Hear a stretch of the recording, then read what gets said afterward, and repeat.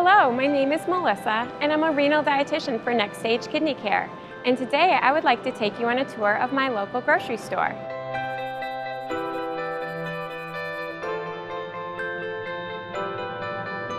If you're a dialysis patient, your diet has changed due to declining kidney function, and you now have to start paying closer attention to the specific ingredients contained in different foods, looking out for certain ones like sodium, phosphorus, and potassium.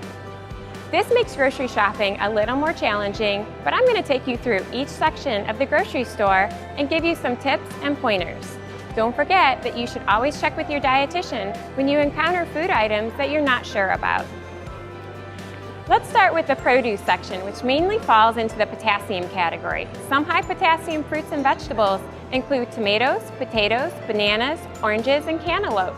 Some low potassium fruits and vegetables include apples, cranberries, grapes, cucumbers, peppers, and lettuce.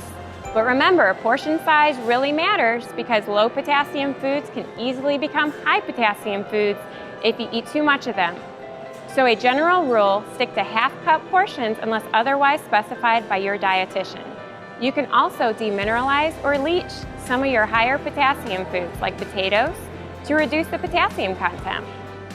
In the meat section, try to avoid or limit processed or enhanced meats and seafoods because processed meats will often contain additives like sodium and phosphorus.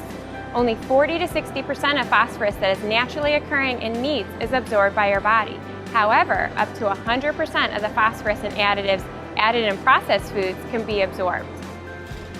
Moving on to the dairy section, in general, milk, cheese, and yogurt are higher in phosphorus and potassium, so you should limit milk to only half a cup a day, or instead drink non-dairy options like rice milk or almond milk, which are lower in phosphorus and potassium.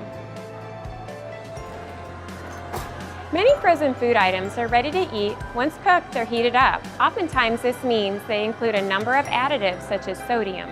Frozen vegetables without any sauces are an exception and tend to be low in sodium. As a general rule of thumb, renal-friendly frozen dinners have less than 600 milligrams of sodium, less than 600 milligrams of potassium, and less than 300 milligrams of phosphorus. Some organic frozen foods tend to be lower in sodium, potassium, and phosphorus. Additives give most dried goods and canned goods a longer shelf life, so it's especially important to read the label on dried and canned foods. Canned vegetables do come in lower sodium and no salt options, both of which are better for renal diets. Some canned or packaged vegetables can also be demineralized.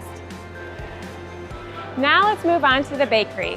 White, Italian, and French breads are lower options in potassium and phosphorus. Limit brand products because they tend to be higher in phosphorus. Keep an eye out for lower sodium options if available. These, as well as fresh bakery items, are better options for a renal diet. Thank you for joining us in this tour. And remember that this information is not intended to be a substitute for medical advice. You should always check with your physician and/or dietitian before making any changes to your diet.